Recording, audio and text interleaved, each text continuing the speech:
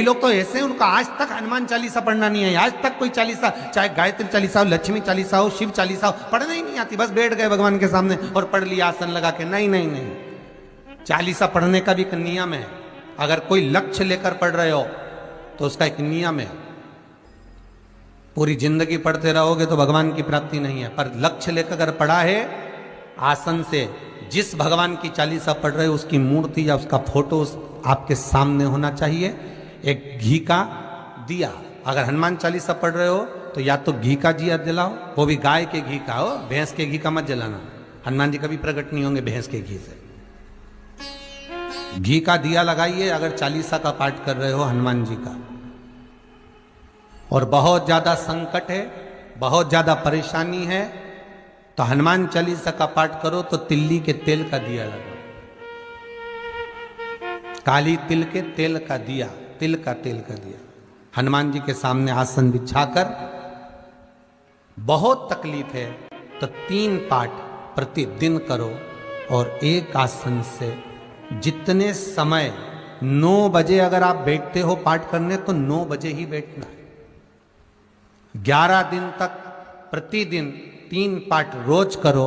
एक पानी का लोटा, कलश, तांबे का जल अर्थात तांबे का लोटा हो, स्टील का लोटा हो, तुम्हारे पास जो कलश हो उसमें जल भरकर एक सिक्का उसमें पटक कर, एक लौंग पटक कर प्लेट से ढक कर रख दो और प्रतिदिन बस टाइम पर बैठकर पाठ करो।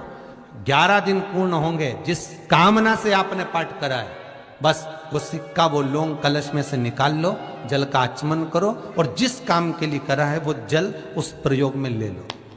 उस प्रयोग, किसी से बात करने जाना है तो वो जल पी कर जाइए, कोई से हाथ मिलाना है तो वो सिक्का, वो लौंग अपने हाथ में रखिए, अपने साथ रखिए। राम जी महाराज जब गए, हनुमत चरित्र कथा, राम जी महाराज जब जाने लगे तो उन्होंने हनुमान जी से कहा कि तुम क्या चाहते हो। हनुमान जी बोले मेरे को जाना है, क्योंकि जहां राम वहां हनुमान। हनुमान जी जब कहने लगे कि मेरे को जाना है तो राम जी महाराज बोले नहीं नहीं हनुमान, तुझे सबसे ज्यादा प्रिय क्या है? तो कह राम।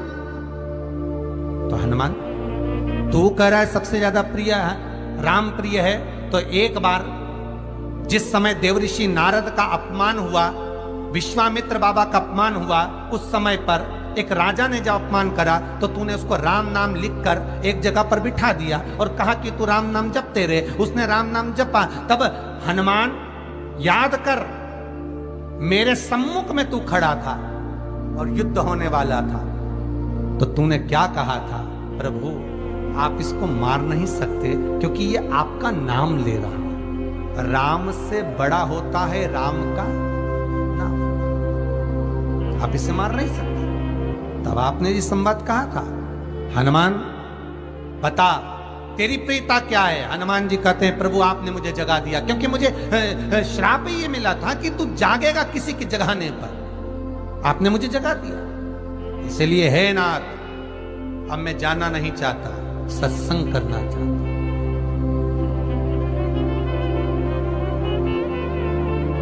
श्री राम जी का चरित्र, अब मैं सत्संग करूंगा, भजन करूंगा, नाम जाप करूंगा।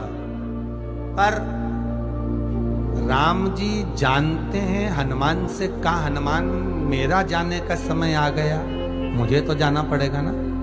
सीता पृथ्वी में चली गई, मुझे भी जाना है। मैं सरयू के जल में अपने प्राणों को त्यागूंगा, मानव का शरीर है इसको त्यागना तो पड़ेगा ना हनुमान। हनुमान जी बोले तो त्याग दो, त्यागने में क्या दिक्कत है, त्यागो आप तो। पर दिक्कत एक बहुत बड़ी है। तो राम जी ने जैसी कहा दिक्कत बहुत बड़ी है, तो हनुमान जी पूछे ऐसी कौन सी दिक्कत है?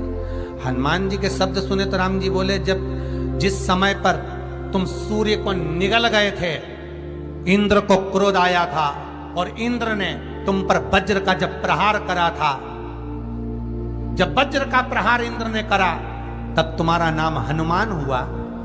तब सारे देवी देवताओं ने तुम्हें वर प्रदान करा।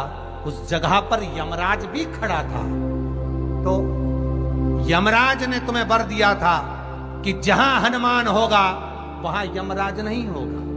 अब दिक्कत यह है कि मुझे प्राण त्यागना है और तू मुझे 1 मिनट के लिए नहीं छोड़े तो यमराज आएगा कैसे? दिक्कत वहां अड़ी पड़ी।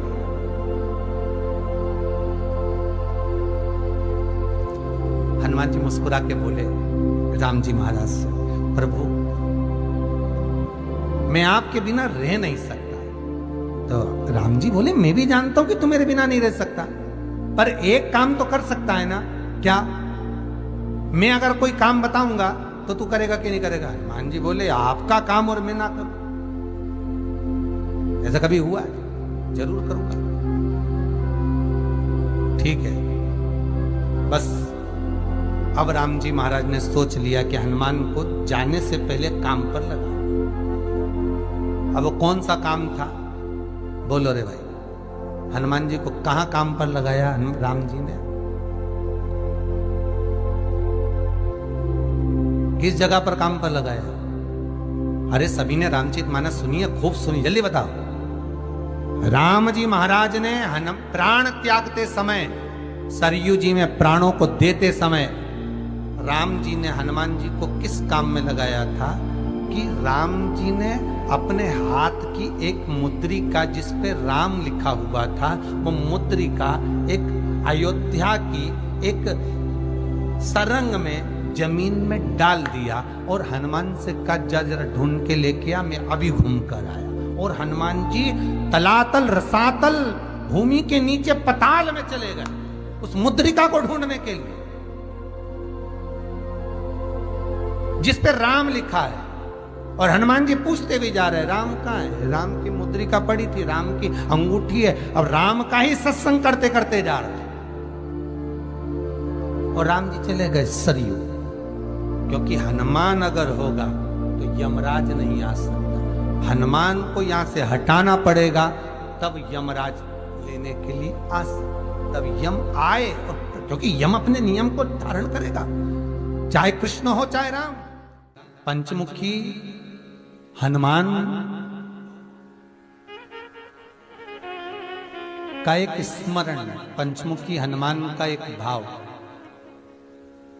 महाराज जैसे बहुत ज्यादा तकलीफ अगर व्यक्ति को हो गई है, बहुत कष्टमय जीवन चल रहा है, हार गए हर जगह से और तकलीफमय जीवन चल रहा है, तो पंचमुखी हनुमान का एक शिव महापुराण का और स्कंद पुराण का एक बड़ा सुंदर मंत्र है। उस मंत्र को आप सब एक बार हमारे साथ में बोलें।